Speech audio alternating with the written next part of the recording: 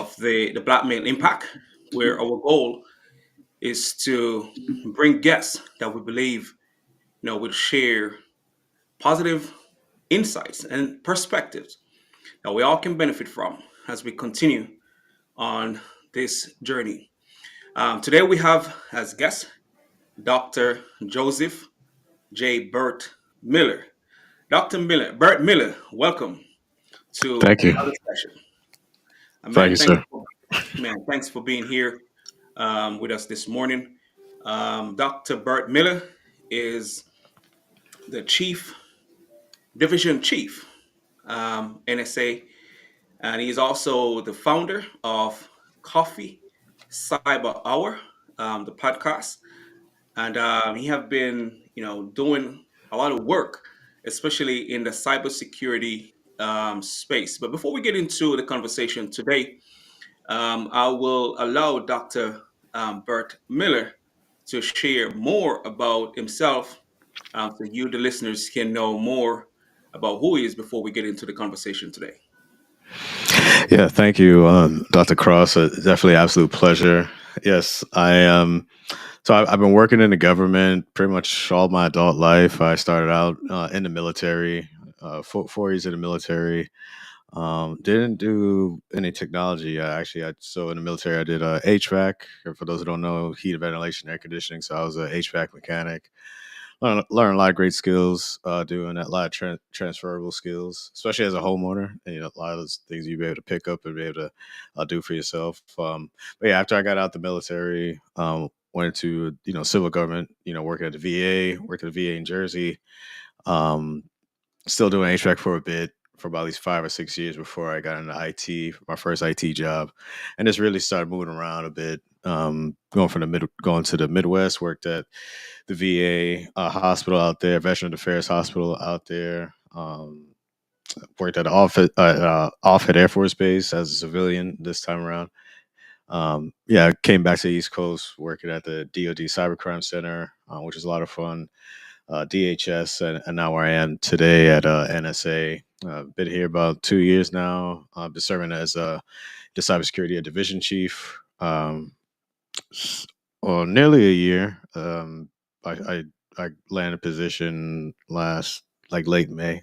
So, but no, and just spent a lot of time just also I spent a lot of time as mentoring and running my study hall through Discord, the DRJJVNJ study hall. I do that weekly. And that's been very good. Folks come through and study and learn, and as they prepare for different cybersecurity or IT certifications, we come together. It's pretty much like a digital library. People come through and we connect, and like I said, everyone's coming for the different reasons as to why, whether they get it started with their cybersecurity career, or they've been in for a while and trying to upskill, maybe try to get that promotion or whatever they need be.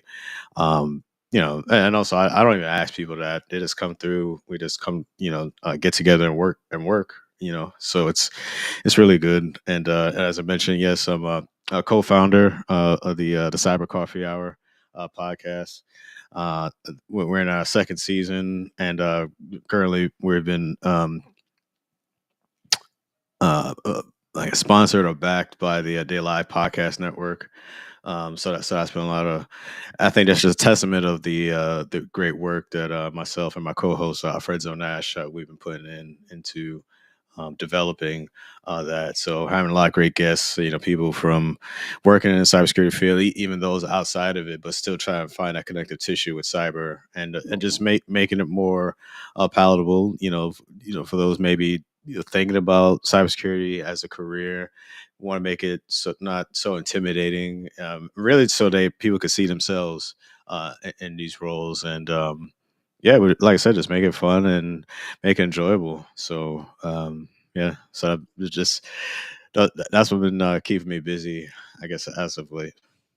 Man, that's great. Especially now we see a lot of even institutions are focusing on cybersecurity. And Hmm. at one point, I didn't really see a lot of black males, in particularly in cybersecurity, but it is becoming a buzzword right now. and I think they are introducing a lot more young people, especially black and brown youth Right. to cybersecurity, which is really good. For someone like you to be doing or creating a space, as you mentioned, it makes it a bit more or less intimidating for those who are not so familiar Right. and who may have an interest in wanting to be in that space. Because I'm now seeing a lot of different institutions, adding it to their curriculum to introduce young people, their students, to it, being that it is something now that is in demand.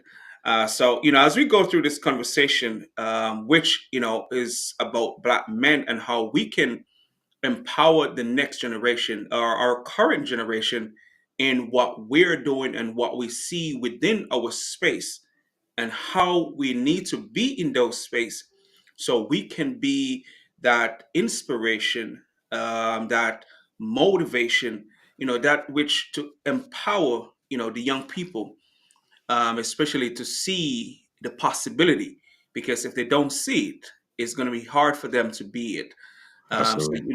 you be in that space, I think it's really important, so they don't have to shy away from, wanting to be in cyber security.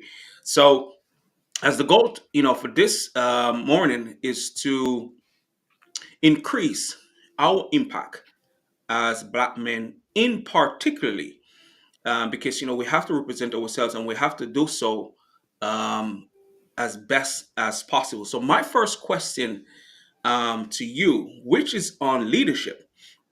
What does authentic leadership look like for Black men, and how we can embrace it in our daily lives?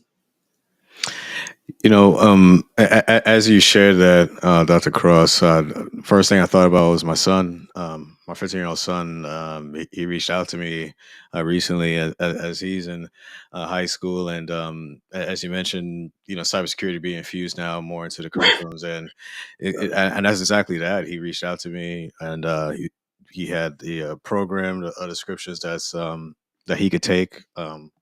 For the upcoming semester. So we just sat down together and went through it, and because he asked me like, what courses should he take on as he's pursuing cybersecurity.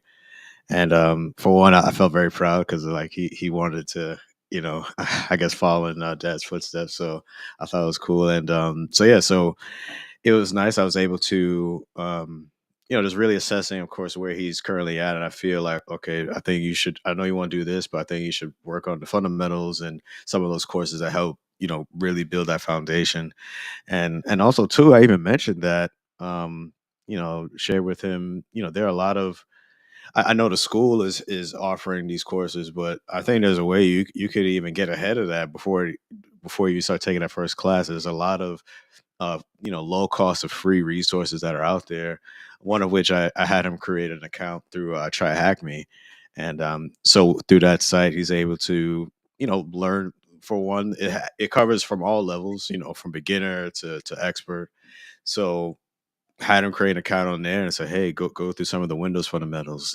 Go through the early stage cybersecurity pathways." And that's the thing too. They have a lot of different pathways as particularly as to what what lane of cybersecurity you want to pursue. Because when we talk about cybersecurity, it's very broad in a sense, but you have to get very specific as to what it is you want to pursue. If you want to do more on the intelligence side, you want to do threat hunting, you want to do penetration testing, things like that. So there's so many things you can do. So I was able to really just, you know, get an understanding of what he wants to do. And then, like I said, but the main thing is that going through the fundamentals and utilizing these free resources, I mean, YouTube, things like that. There's so many things you can watch for free and just utilize it. And, it's really amazing. Like we have our smartphones and devices, and we could really be leveling up if we actually use it to really educate ourselves as opposed to entertainment. But no, and I think as you mentioned, as far as for leadership, I think that's really no different when you have people that may come to you for advice, or trying to seek guidance on a particular thing, for one, you want to understand where they are. You don't want where they are at that point of their in their life, or their career point, whatever it is, and and meet them there, and then work on developing a plan. And for one, you want to make sure that you're not trying to jump at them or make them feel any less than they haven't done this. Especially if someone is coming to you, they already have, I guess, that bit of vulnerability, saying, "Hey, I don't know this, but I'm willing to learn. I want to learn. I'm asking you questions on this." So yeah, so I mean, just being able to just treat everyone with that, respect, and grace as well, and be able to work with them and help them understand, what it is they want to do, and really help empower them. Because also too, you want to give them enough so the way they can kind of take it. You don't want to do everything for them, but have enough to where they can kind of take it, and go from there. And then they could always come to you to ask for any guidance still as they go on. But at the same time, and I think that's a benefit to them, because you want to help them develop. That's part of their development as they want to improve and get better. So yeah, and just being authentic, and just being honest. Just let them know, say, hey, I know you want to do this, but I think you should really focus on this and really develop your skills right here, so you can get to the spot.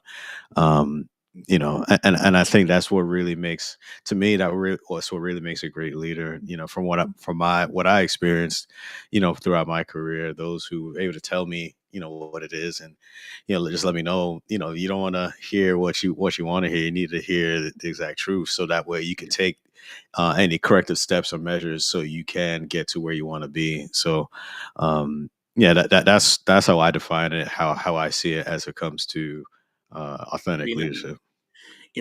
and you share some really valued points, that we all can take note of.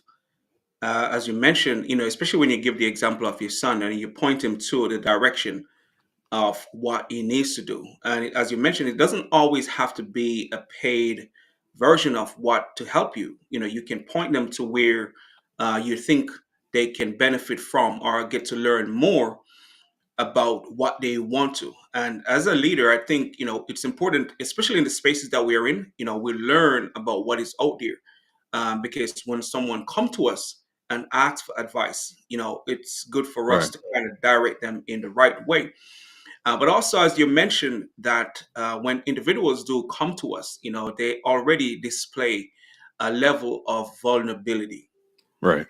And I think, that is something we as leaders have to acknowledge, because it's not always easy to ask for Hmm. help. And as a leader, we have to realize that and make sure the person don't feel less than once they reach out to us, because that means they trust us enough, or trust you as a leader enough, to come and say, man, I need help in this way. Right. And um, and that will help that person, because especially as black men, for us, it's hard, to Hmm. act up, because we believe that, man, you're going to look at me as less than. And we Yeah. have to make sure, we make those who do come and ask, don't feel as if they're giving up their dignity, Right.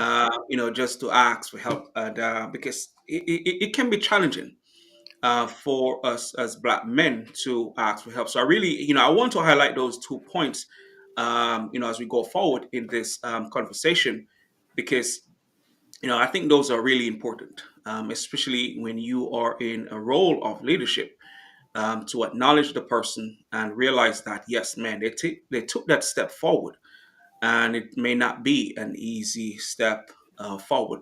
And my next question, no, were you about to say something? Oh, the only thing I was going to add is that, just adding to what you said, and it could be a very delicate situation, right? Like, where, as we talked about, saying, so someone is coming to you for advice or guidance or asking questions, or whatever the case is.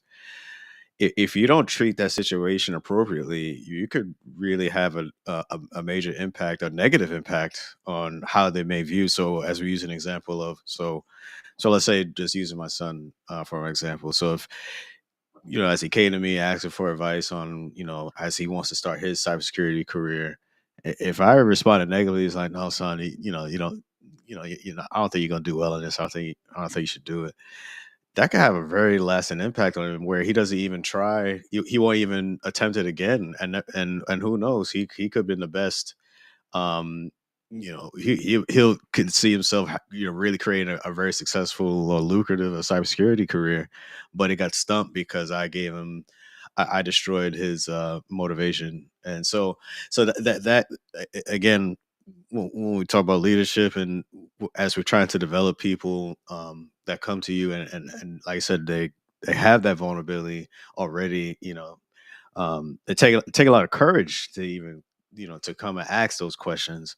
We want to make sure we're treating it delicately, and understanding the gravity of the situation and how much of an impact you can have on that person. So just treat those situations very seriously, because um, you can really alter, someone's career at that point. And that's a valid point, because you want them to feel, as mentioned, that man, I can ask for help. Right. I, but also, as you say, you don't want to create a negative impact. If you tell them that, man, this is not something that you need to do, or it's hard, it's too challenging, Right. you may want to pursue something else. And and that means you are listening, and letting the person know that you value what they have to say and what they would want to pursue, because we don't know. We can tell them, oh man, this may be better for you, but who to say what Right. I'm saying is better for you? And we just have to encourage them in the spaces that they want to be in. My next question is still on leadership. How can we no my The question is, how can we empower other Black men to step into leadership roles within their communities? I think number one, you got to show them how it's done. Just recently, one of my members, um, from my division, he's leaving. He's going to another org within the agency. And one of the first things I told my team from day one, when I took on this role as a division chief, is that I'm not going to stand in the way of anyone really pursuing and developing your career. So whether you stay within my division, or you go elsewhere, or may go to a different org within the agency, or even go to a whole completely, different agency altogether, I take comfort in the fact that you learn those skill sets that enabled you to go to another agency, another organization from my division. So I don't want to stunt anyone's growth. I want to make sure that you know, you're getting the requisite skills that enable you to do that. So to be competitive, maybe for those higher roles or different opportunities. Um, and I'll just share real quickly. So we had a going away for my employee that was leaving, and just did I think one of the things he mentioned was that he appreciated like the little things that I did. So I understood from him. I know he's a big basketball fan, and he's actually from New York as well, just like me. So we talked a lot, and just things back home in New York, and things of that nature, and sports and all that. But I know for him, I know he loves sports, and also he coaches his sons doing basketball as well. So I wanted to kind of get away from I guess the routine kind of way that the agency have done for folks who leave. Because like they would do like a picture of the building and have everyone sign. I mean, that's nice, but I felt like this. I want to have something that's a little bit more like catered Personal. to to their personality. So what I did, I got a basketball, and I had everyone, from the org, go and sign their name. So there's a bunch of signatures all over the basketball. So I presented it to them. during our outing, and yeah, he really appreciated that because again, yeah, it's that personal touch, and that comes from just understanding and learning who your people are. Spending time and speaking with them. That you should be accessible to your people, and that way they can come to you and be able to share, and that's how you really create that synergy, that chemistry within your teams, and you're able to have success, have greater success in accomplishing the mission that you're working towards. Listening to you and empowering the black men to take up leadership roles within their community, our communities, just listening to what you share is that you demonstrate that you're leading by example, if I should say. Right. You realize what the person want or what they have an affinity with, and you make whatever you're doing around that.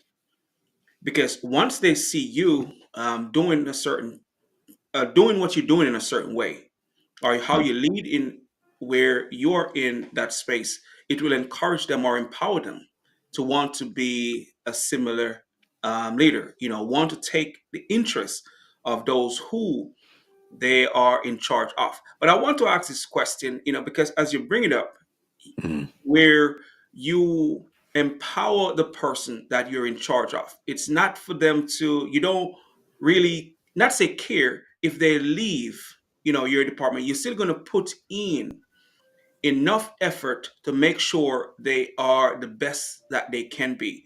But do you Right. find that a common thing within organization, that as a leader, someone who is in charge of, empower the person that they are with to be the best that they can be, even if they leave? I've seen a mix. I mean, as throughout my career, I've had the experiences from both sides of the coin, where I've had great leaders, as you mentioned, that will empower you to make those choices. That whether you gain a skill set to stay where you are, or you move on to the next opportunity. And then you have other leaders that, yeah, they know you have this skill set, but they don't want you to grow. They don't want you to stay right there with them because it's what you're doing is helping them look good. So and that's the thing, is that I think it just comes from just learning, having those experiences, and learning and understanding, remembering how it makes you feel. And so for me, I think probably the negative experiences I've had with leadership probably sticks out a lot more, because I know, okay, this is what I don't want to do. If I ever get an opportunity, to be in a leadership position. And I think it's kind of planting those seeds in this sense. So I think I'm planting a seed with him. Like I said, just using my employee as an example. So just planting those positive seeds as he leaves, and he really branches out for his career. And I'm sure as he develops and he moves around and this and that, he'll be able to, uh, at least I would think that he would be able to tie back, his experience within my division as one of the positives, because he's able to learn from that and kind of glean from that, and maybe use some things as part of his strategy. And he's developed his, leadership identity, some of the things that he would like to do when he gets in that opportunity to lead others. So yeah, we just have to, like I said, just making sure that we're taking those steps to really help develop folks, because they're watching, they're paying attention, they're listening, and they're gonna remember everything. They're gonna, they may not, sometimes they may not always say something to you, but the people pay attention. Believe me, they're Yeah, yeah, watching. But yeah. They do, because you sometimes you do talk to individuals, and you realize that they talk about an experience they had with a leader or their manager, their boss, years ago, which is sometimes positive or negative. We have to understand that we determine what people say about us when we are with them, and right. it's what we do. It's what we demonstrate that determine what the individual will say about us. But I wanted to ask you that question because I do hear it a lot, where individuals, think that their leadership kind of hold back at times, because maybe they they are afraid that they, become better, or they are afraid that, I'm going to put too much in this person, then they're going to go somewhere else. Right. But putting enough can also make that person stay within, the organization. So we have to want to, as leaders, make sure those who are around us are the best that they can be, even if they leave, because who to say, they may stay and empower, but wherever they go, they're going to always remember the great experience they have from you as a leader. So I'm going to switch gear a little bit from leadership to social impact. Mhm. What areas in our communities require the most attention for creating lasting social impact? What areas in our community that needs the most attention? I would I probably have to say, for me, education. I think that having an emphasis, um, or make ensuring that within our communities that our people can see themselves in a particular field, or a particular career field, or developing a particular skill set. Um, what one example I give is that I had one guest for my podcast for the Cyber Coffee Hour, and she she was 16, yeah, 16 at the time of the recording, and very very skilled, hacker, ethical hacker. She even did a live demo for us on the show, and I thought it was amazing because not too many kids her age are really that focused and that have that much attention to detail, and also she makes it fun. She makes it, she also still infuses her personality, because also too, just keep in mind she is a teenager, so she talks about she loved to do like, I think she likes to do like MMA, and of course paint nails and stuff like that. So yeah, she's doing all that, so she's still having fun, and she of course is going to school, so make sure her studies are good, but she is really showing her love and enthusiasm for this. So as it comes to cybersecurity, and specifically as it comes to ethical hacking, uh, I think, because there's so many, and I reason I say, because there's so many distractions right now. I think for a lot of young folks, and things that are kind of pulling them away from keeping focus as what they should maybe put more attention to. Um, and I think I think a lot of kids, they get distracted, or they may feel defeated very quickly, because if they don't really see themselves, or they're like, oh man, I don't think I could do that, or that's not for me, or whatever. I think that's what makes it ever more important that we show our face, we're doing things, we're engaging, we're meeting people where they are. And a couple of examples we could do that, if we go out, having, like, if within your organization, if they have like functions where they do like school visits, kind of promoting like career day, like career field days, things of that nature, so that way kids can ask the questions and see themselves, and make sure you have a very diverse group when we do these type of engagements too, because again, I think young people get motivated when they can see like their future selves in someone, and I think it's very important. And the work, and so us, as we're, as career professionals, as we're doing this work, that I think we should add that as an extra bit of purpose, to say, hey, we're not just doing it, just for the paycheck. But also too is that, there are people that are looking to us, looking up to us, and they they they're trying to figure out their lives, and when they see, like, you know us as lawyers, doctors, just all different career fields, whatever it is, even professional sports, whatever the case is, man. Like whatever you're doing, you should do it to the best extent that you can, because other people are the next generation behind us are watching and paying attention, and they're making decisions off what we do. um, you know, if they're seeing us being successful, like, man, okay, I want to be like him, I want to be like her, because I see them do it. They look like me. It's giving me hope, or I really want to pursue this. And we just got to have that, like, kind of that care and nurture for the younger generation, so that way they can, really, reach their highest potential of what they're supposed to be, and what they want to do. So yeah, so for me, yeah, I'd say it's really education, and part of it, and for us, like, we're making sure that, for one, for us as professionals, that we're providing that access, that, as I mentioned, if we're doing like career functions, trips, school visits, whatever the case is, and then also too is it's just making sure that, and also, like, even to, like, kind of like follow up with them Yeah. too, like if we're able to, if you're able to connect with folks. I know certain organizations have different, maybe like, different, like work study programs, things of that nature. I know with the NSA we have, so a couple of work study, high school work study programs that young folks can take advantage of if they want to, pursue, start their government, career.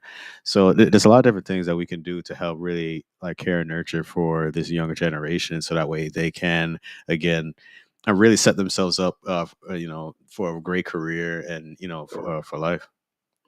And I'm glad that you focus on education and also invite the young people to participate in the process, because that also exposes them to the space that you're in, and being in that space really empower them. But I will touch on education a bit, because as we start off the conversation, one of the things that you mentioned is education over entertainment. Being that we have the cell phone at our fingertip, we can know. I don't know who I heard, stating that, because they were asking him, what do you think about the generation today? What do you think about information? Look, man, we have no excuse today, because we have exposure to the right information if we want to. Because, as you mentioned, with the cell phone, but we have to kind of drill that in, especially our young people.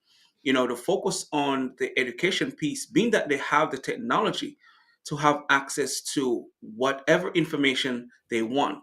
So we have to say, look, instead of just focus most of your time on entertainment, why not focus your time on education?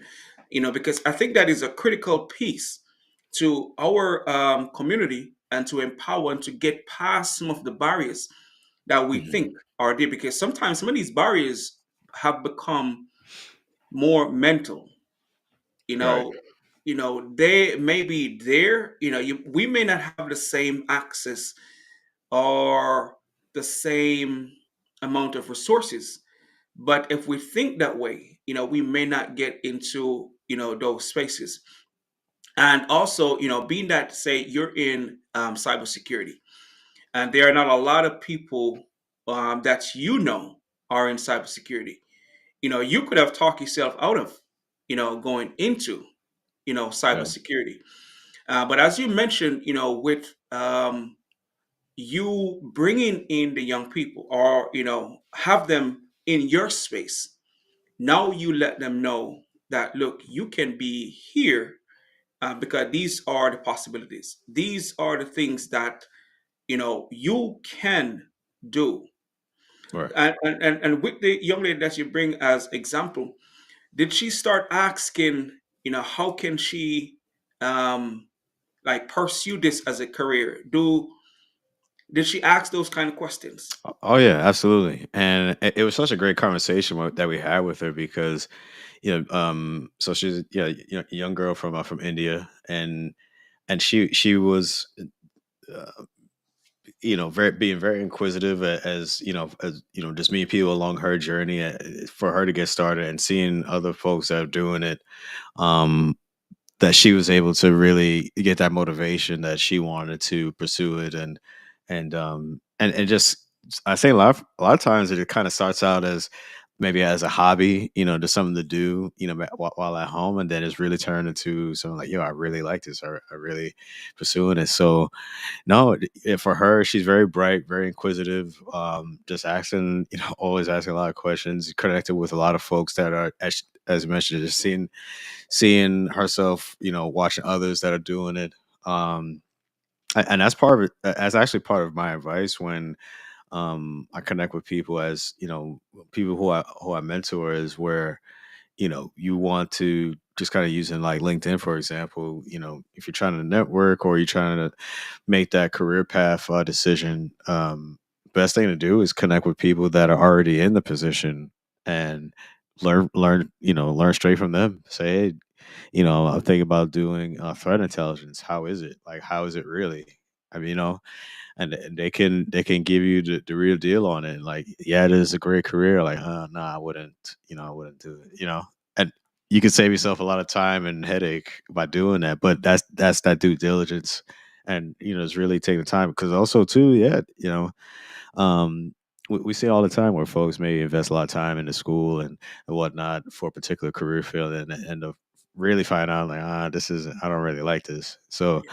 I think if we take a little bit more time in the preparation, get an understanding, then when we go to execute, we'll be more successful, and more we'll be happier with the end result, because we spend that more time preparing and really get understanding, learn about ourselves, and and then from there we're able to, like I said, have a better end result.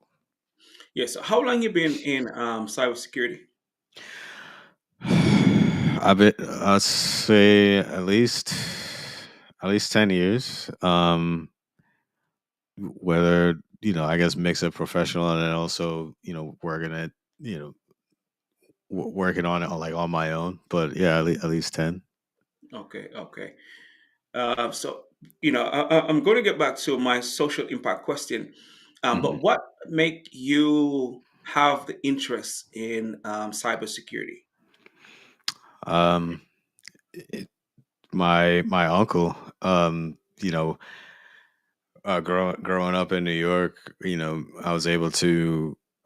At that point in time, my uncle lived in Jersey, and when we would visit, he always had, you know, we were just working on, PCs and everything, like printers, monitors, whatever the case was, and kind of same thing as we just mentioned, just asking questions, and that's what I did. I was very inquisitive and just learning, and he took the time to answer too. I think that's the other part of it too. We got to make sure we answer the questions too, because if we're not finishing the process, then it's gonna leave folks just still wondering. So, but no, just really watching and seeing him doing it, and then it made me, when I go back home, just want to start picking apart like laptops and PCs myself, and it's really just, yeah, just that curiosity, and then just developing from that curiosity, and then which was turned into our actual career field. So um yeah, for me it was watching my uncle do it, working on computers, and being able to kind of take it from there, asking questions, and really deciding, this, I really like this is pretty cool, and just continue to go on and let that blossom. And he'd also encourage as well. So yeah, just kind of taking it from there, and then just watching it grow and develop, and grew into, from working in IT, then crossing over to cybersecurity. So yeah, and really, again, a testament to how important um, our presence, Yeah. as we're doing, working, career fields, mentoring, how important mentoring is. I didn't know at the time, that he was essentially mentoring me, but yeah, that is a form of mentorship. You're able to, when, as we talked about earlier, when people come to you and ask questions, yeah. treated with that humility. Because, so just to be another example, if my uncle then didn't take the time to answer, or didn't treat that situation with the attention it deserved, I don't know. I probably wouldn't be here talking to you right now. I'd probably be in a whole different career field. So that's how much it can have a big impact on someone's life. If you shut someone down when they're, especially at that beginning stage, Yeah. like that early bird stage, you can have really negative impact, and they can really change course for their career. And you kind of robbing them of what their true potential could have been. Well, that is true. He could have said, "Boy, go over there and sit down and just look." And Yeah. didn't really, said, "Man, come and learn," because that's true. As individuals are, whatever we're doing, we have to be willing to listen and give advice, Right. because we could just be setting that person up on a career path that could be something that they really have a passion for.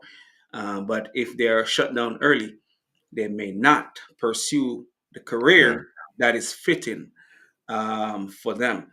But I want to go back to my social impact question. How can we collaborate effectively to amplify our efforts and reach more people, especially as Black men? Let me ask the question again, because this is for us as Black men in particularly. How can we collaborate effectively to amplify our efforts and reach more people? Yeah. I think part of the best thing is that we're creating a safe space to do that, for that to be enabled. So whether you have like, um, you know uh, discussion groups, it could look in the form of like book clubs, or like whatever the case is. Like, you want to have create that space to where folks could come and be able to share those ideas, and be accepting of each other, and understanding where everyone is at, where everyone's starting point is at, and then understanding where everyone's strengths and weaknesses are, and see, okay, let's use this and see how we could formalize something. um, and I think also too is that, as you do that, you want to make sure that you're trying to reach people of like mind. Um, in the sense that, not to say that everyone has to have the same answer or agree with everything you say, but you do want to make sure, you want to be careful that you're like, so let's say whoever the leader is within, like, if you're trying to organize, pull people together, you want to make sure you're rooting out, maybe individuals that you could tell that they have no intention of trying to collaborate or try to work with you, just being negative. So you kind of want to make sure you're doing that, and kind of, because you don't want to disrupt the group as a whole. If you have like one or two folks that's kind of doing that, say, hey, I appreciate you coming through, but I think it'd be best if you didn't join, or whatever the case is. I think that's a part of responsibility, as you're trying to grow these communities, and you want to make sure that the health of and integrity of the community is intact. So you have that, create that safe space, and then also too, just be able to listen and understand where everyone's at, like their experiences. Even if we may all look the same, our experiences may not be. So Correct. you don't want to just assume that everyone is going through the same struggle, because they, like, again, they may not be. Some may be more affluent, others that they, not so fortunate. So everyone's story, you want to make sure you listen to everyone's story, what they're dealing with, what they're battling with, and say, hey, okay, let's see how we can approach or attack this problem. Um and then also too, you're able to really mobilize. You're able, as a collective, able to mobilize and work towards that one problem. And then, I think you want to document like everything that's going on, as you mentioned, as you're working with those within your group or your community. And then you want to have a focus as to like what are the issues that are currently going on, and then also try to prioritize, because you can't do all of them all at the same time. Yeah. If you want to be effective, you do have to, I say, you have to prioritize what it is, maybe the top issues that are going on, and then as a collective work towards each one. Okay, priority one, we're gonna devote all our time, resource, and energy towards this till it gets done. When we get that checked off, okay, next one, priority two, devote all your time and energy towards this one as a collective, because that's how really you'll be successful. But if you have folks that are if you're kind of just all over the place, yeah, your intentions may be good, but you're not going to really accomplish much, or take you much longer to get it done because you're not. If you don't have that clear focus and time and attention towards that, you're not going to be as successful. So, yeah, just so I said, bring it together, rooting out those that are, if you could, easily tell that are not about what you're trying to do. Um, and then, like I said, just get an understanding of where everyone is at, and then prioritize what are the top issues that everyone has talked about, and then again, then you go into execution, and then work, and then as a collective, working on accomplishing those priorities. Check each one off as you go down the list. Man, you shared some really good points, especially for us when it comes to collaborate and working with each other. And I'm just going to, go over some of the things that you have shared because I think they are important and worth repeating. A safe space. Whoever we're going to bring in need to feel as if they are valued in that space, and their point of view and their perspective will be appreciated, even if it may not be what is worked on. But we will accept those perspectives. And also, as you mentioned, strengths and weaknesses. We have to know what our strengths are and appreciate the strengths of others, Right. and what our weaknesses are and what the next person can bring to the table to make sure we're accomplishing the goal that we want to accomplish. And because I think that is really important. It's not that I see you doing this and this is your strength and I have another strength, but I want to do what you're doing because you're doing it and I may like what you're doing, and then I'm going to neglect my strength. That will cause friction within, any group, Yeah. especially if you want to accomplish something. And I think that is important for us as Black men. We have to know what we bring to the table and be okay with what we bring to the table. Don't have to try to be like the next person because that again will cause conflict and may dissolve the group or the organization. Right. Because then you're going to be bumping heads because now I want to be like the next person, but that's not my strength. I want to do what I can do or make the contribution and feel okay with contributing from my strength. And I think that is important. But I also want to mention, as you stated, um, like-minded. Like-minded individuals doesn't mean, as you mentioned, that we all have to be doing the same thing. Right. We may want to create change in our community that's like mind. You Yeah. could may want to create change in the community as a cybersecurity personnel, and I may want to because I'm involved in fitness. We all Mhm. can come together because we want to see change, but change is the constant right there. We want to see change in our community, Right. and sometimes the different area of interest is important to expose the young people to those areas and integrity. It's important. We have to be honest with what we're doing and want to do, not saying and then not follow through on our actions. And it's important as we, move forward on whatever goals we are trying to accomplish, that we have a focus on what we need to accomplish. And I wanted to, restate those points because I do believe it's important, especially when it comes to collaborating and working with each other as Black men. But I'm going to shift gear a little bit from social impact to representation. I know you have mentioned it a bit when you talk about mentorship and exposing the young people to the opportunity. But my question to you: how can we ensure that our presence in various spaces reflects the values and aspirations of Black men? Oh wow. Um, I think number one is just being when we have the opportunity and privilege to be in these spaces in these rooms where we don't typically see ourselves in.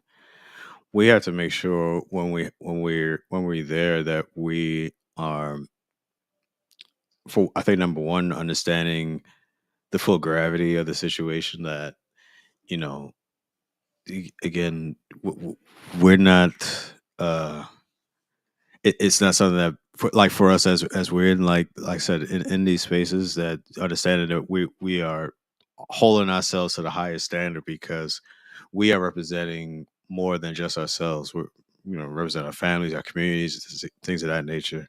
So we want to make sure that we're doing the very best that we are doing, like whatever it is, wherever we are. Because that then from there, I think that is setting that example to show that that person is from our community. That person is representing us when he's at Capitol Hill. He's representing us when he's passing that law or passing that bill. So it's you have to kind of keep those things in mind, like wherever we go. And I think number two, I think being authentic selves. You don't have to. I've seen where folks maybe try to, you know you could still bring, I say, you could still bring in that your personality a bit, to an extent, to where when you are working these spaces, you don't have to kind of follow the mold of everyone else. um and also, so I think people will appreciate that, because especially when you see others, that other people that look like you, and they see that, oh man, like, okay, I can still, they still will respect you, and for what you do. But then now it just feels different. Like they can feel comfortable, and knowing, okay, this person, he's leading us, but he does it with his own flair and flavor. And it just creates a better dynamic and atmosphere. So even as I mentioned with my employee who was leaving, I wanted to do something a little different, as he was departing, as kind of getting away from the, I guess, the regular, routine, the NSA way of, showing, Doing things. when people leave, just adding more of that personal touch and feel. And that's something he appreciated. He even said it. So it's just things like that, when we get the opportunity to be in these roles, in these spaces, that we're taking ourselves, we're holding ourselves up to the highest standard as possible. And also too, we, we don't have to be stiff, about it. I think we can still, infuse a bit of our own flavor and personality into it. So that way, if when we talk about being authentic, I think that's part of it. It's holding yourself to those standards, but then also, bringing a bit of yourself into the work that you do. And it's still, but of course, still keeping in mind that we're still working towards what that mission is, and we make sure we galvanize in our teams, and or even if you're not in a leadership position, if you're working to become future leaders, that yeah, you're still working to being a great teammate, and helping everyone get to that end goal and working together. So it's um you don't have to be follow the regular routine as or things that have always been done. You can do, like, infuse your own personality and flavor into it, and still be successful. And again, and especially when you're doing that and you're still getting things done, you'll get so you're that's how you're really representing your community. You're able to kind of do that, and still hold yourself to the highest standards, and still get the mission done, what you've been tasked and charged with to do. So I think that's Yeah, a great way to do it. yeah, man. I think that is important. Represent yourself, and knowing that even what you do, you're still representing others. You're representing your organization. You're representing your community. You're representing your family, Mhm. and it's important, that we hold ourselves accountable to a certain standard. And again, it goes back to being yourself, and still knowing that you're in a space where you have to maybe act professional, but you want to bring that personality to that space. And I think that is important. Mhm. for us as black men, represent ourselves the best way possible, but bring that experience, because everyone experience is different. Right. And if you can bring, that experience, it also helps to empower those people. Get to understand that each person here may not have the same, perspective, but if you sit back and don't, let those around you know who you are, they may treat you or act a certain way because they think this is who you are. So it's important, that we bring ourselves to the environment. I would say probably a great example is Deion Sanders. Look what he did Yeah, with Colorado University. I correct. think perfect example. He brings his and everyone who's followed Deion Sanders even in his NFL career, they know his personality and what he brings. And he's still he may not be maybe as over the top as he was when he during his playing days, but you could tell he's still Who is? Deion, but Yeah, he brings that leadership element now, especially with his sons playing on the team, and he's really developing young men, is. to really become professionals, and he's holding them to make sure they're So accountable to having those standards. But he's still, like I said, he's still infusing his own personality and flavor into it. So he's able to resonate and connect with those with young men. And it's still, he's getting them to play at the highest potential. So that's I think that's what I mean is like we can still represent ourselves, hold ourselves to the highest standard. And now he's one of the top coaches. coaches in college football, and he's doing it his way. And I think that's again what I'm talking about. Like we can get to these positions of leadership and influence, and we don't have to be stick figures. Like we can still, like you said, as we represent ourselves, our communities, our families, we can still bring a bit of our flavor that we're known, that who we are, our culture, and but also still at the same time still make sure that we're still galvanizing, in this case galvanize our teams, and make sure that we're still working towards that end goal. So we could still accomplish a mission but also have fun doing it. Well, and I'm really glad you bring that perspective, Deion Sanders. But I don't think all black men do get that leverage to be themselves, because I think more of us could have a tremendous impact within an organization. But sometimes we go in there and think we have to tiptoe on the lines, Yeah. because if you show yourself up to be great, we may have to find a way to kick you out or sabotage you and stuff like that.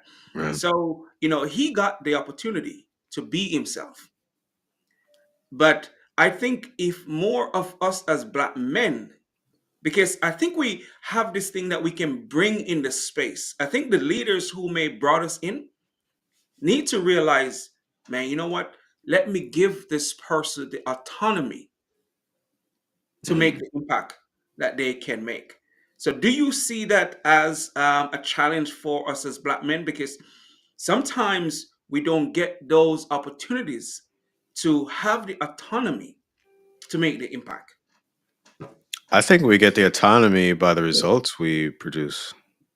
So if if we're not excelling, or if we're not backing up what we're saying or doing by what we're, like I said, by the results we give, then yeah, it's gonna make it very easy for someone to say, this person is not performing, I want this person out. And so even with still using the Dion example, if he wasn't producing winning in this case for him with football, it may be very easy for his career could be very short. So I think it ultimately still, and that's why I say you're still having that focus on the mission and what you're trying to accomplish. That's still important. So that's why I say, like, you can still do those things and infuse a bit of like what you like to do, but you have to make sure that priority one, that you're still work towards that mission to get it done. You can't just party, have have fun, and you're failing. You got to make sure that okay, if you're doing this, you gotta make it very hard for someone to say, "Oh man, I don't like the way they're doing it," but hey, he's producing. His teams are excelling. You can't dispute that. So Correct. you got to make it very hard for someone to say, you know, you got to make it hard for someone to deny you.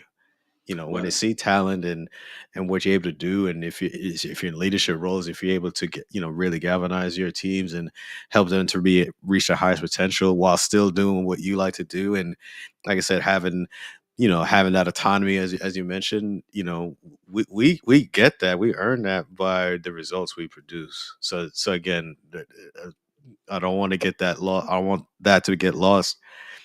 We could do these things, but we got to make sure we have that focus and remember, number one is make sure we're getting the job done. That's priority. That's number one. Then from there, then we can have a little more leverage and doing things that we like to do. so you'd suggest, focus on, getting the results, especially if you're not known, um, for what you're doing. So go in and represent, as you mentioned, because it's all about, how we represent ourselves, within that space. So demonstrate that we are the person for the job. And once, we start to get the results, then we maybe can increase. With the Sanders, I think, he's already known for who is and the impact, that he can make, and which he focuses on building young men, not just on them playing footballs. And I think that is really a good move, especially for our community. To empower those who you are entrusted to serve. Because I think one thing we must do is to do the work that we are entrusted to do, Right. and at the highest level. Give our best effort. As one of my mentor always said to me, it doesn't matter which environment you're in, you're always representing yourself. It doesn't matter what other people are doing, you're always representing Right. yourself. So always give your best. And I know we're on the top of the hour. Man, I have so many more questions that We have I to do have this you. again, man. Yeah, we need to. And the same thing, with the last conversation. Well, none of the conversations I've had so far, I've get to ask all my questions. So I may have to do a follow up on everyone, but I'll definitely, Yeah. be following up to do a second part of this conversation. But before we finish today, I will just ask one question. And I think you may have touched on it a little bit already, but I still want to ask the question because I think it is important on positive self image. What Mm. practices can help Black men maintain a positive self image despite societal challenges? Don't talk negative to yourself. I think that's the biggest thing is that um, you you don't realize the things that you say, how your brain doesn't know the difference whether you're serious or joking or whatever it is. It's going to believe it. So if you keep um you know like I said, having that negative self-talk, you're going to start believing it and acting in it. But no, but if you just give yourself positive affirmations and really building yourself up, because you have to do that before anyone else does, no matter what anyone else says, because the world is going to have their own opinion about you. But what really matters is what you say about you. So Correct. you got to make sure that you're reinforcing that, you're giving yourself that positive self love, self affirmations, and just knowing, just building that confidence and knowing that, okay, this is so for example, like if you're going for that job, like, look, I'm perfect for this job. I had the skill set, I have the resume, I know I could do this. You have to do that because no one else is going to do it for you. You can't I should say, you can't depend on someone else doing it for you. You have to do it for yourself. So Correct. so that's where it really starts. It starts with that self-love, that how you talk to yourself is very important. Don't dispute that or minimize that. So if you don't don't say negative stuff like, oh man, I'm stupid. Don't say that, because Yeah. you're gonna start believing it. Your brain is gonna be like, all right, he said he's stupid. I guess you're stupid. So Yeah. yeah, we have to make sure that we are our number one cheerleader, before anyone else is. Well, that is so true. You hear individuals say that a lot, and it's just crazy sometimes. When I do hear people, calling themselves stupid and talking down to themselves and stuff like that. Yeah, yes, don't do that. Especially, yeah, with all the things that come at us as black Hmm. men in different areas, on social media, with communities, our environments, whatever it is, it's important, that we speak positively to ourselves, because as you mentioned, what we say to ourselves is what we're going to believe. Right. So if I want to believe that I'm good, I have to think that I'm good. I have to say that I'm good. If I want to believe that I can lead well, I have to think that I can lead well, and I have to say to myself that I can be a great leader. Because whatever we believe, we're going to start acting out, and Hmm. it's important. And for those who are here with us, we are at the end of this conversation today. But one thing I will say as we conclude this session today is that we have to see the value in ourselves. We have to believe that we can make a difference. We have to believe we can learn what we don't know, and despite what we may have heard before. And that means we have to develop like this growth mindset. And as black men, we have so much potential, but sometimes we take on the belief of what society say about us. So, Dr. Burt Miller, man, I want to thank you for being here this morning to have this conversation and how we can increase our impact. You talk about from creating the safe space. You talk about providing the exposure to our youth, and let them see through us what is possible, and make sure that we are doing our due diligence in the Absolutely. spaces that we are in, because we are representing ourselves, our community, our family, and the collective as a whole, because they're going to look at us, not just because, if a black person over here, a black male do something, they're going to think, look at, you over here, say, that's you too, so we have to be mindful of that. But before we close today, what Mhm. last thing you want to say to the listeners? Well, first off the cross, I just want to thank you again for having me on your show. I love what you're doing, and definitely um, just keep doing it, man, because it's definitely making a positive impact within the community. I appreciate what you do. Um, yeah, I guess lastly for everyone listening is that whatever it is you're trying to do, like if you're trying to get your career started, um, whether any field, not even just cybersecurity, anything you do, take the time to reach out to folks that that are doing that specific jobs or that career field that you aspire to be in, and then also on the other side, mentors. When you have folks that are reaching out to you, treat those situations as delicate situations, because you have a major influence on that person that's reaching out to you for help and guidance. So don't treat it lightly. Um, make sure that you devote that time. Say, hey, I don't have the time right now, but let's schedule some time so I can really devote my time and energy. So we can really discuss. I can hear your issues or what it is. So if that's the case, do that. Like, just like I said, treat those situations appropriately and seriously, because we are shaping the next generation, and they're looking to us right now, and we got to make sure that when we, as I mentioned, as we get into these spaces and where we're in these high visibility areas or career fields or whatever the case is, people are watching, people are paying attention. So we got to make sure we're performing at the highest level possible, so that way when we pass that baton to the next generation, they could take it and then take it that much further. So yeah, keep pay attention to listening to podcasts like the Black Male Impact. Listen to these conversations, try to get an understanding of how you can get involved in your communities.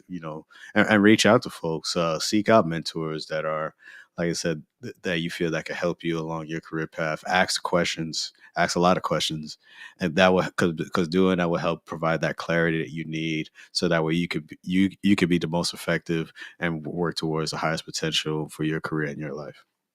Man, that those are great reminders. As we continue on this journey, we have to um, make sure we're doing again our due diligence, and also be the example for those who are looking up to us. And again, I want to say thanks for being here, and to the listeners, thanks for being here with us. And the goal is to continue to bring guests that we believe will share insights and perspective that we all can benefit from as we continue on this journey. Continue to support us here at the Black Male Impact. As you know, the Black Male Impact is where positive changes are inspired. So we're going to bring guests that will inspire us as we continue on this journey. Thanks again. Seeing you all next time.